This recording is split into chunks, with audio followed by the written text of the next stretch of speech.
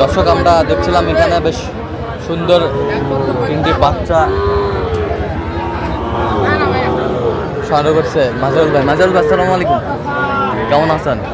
কি অবস্থা বলেন তো আজকে? বেচা বিক্রি নেই, রোদ গরম। বেচা বিক্রি নাই, রোদ গরম, রোদ গরম, রোদ গরম।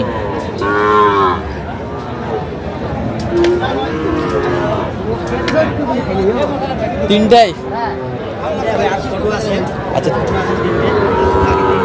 তিনটাই।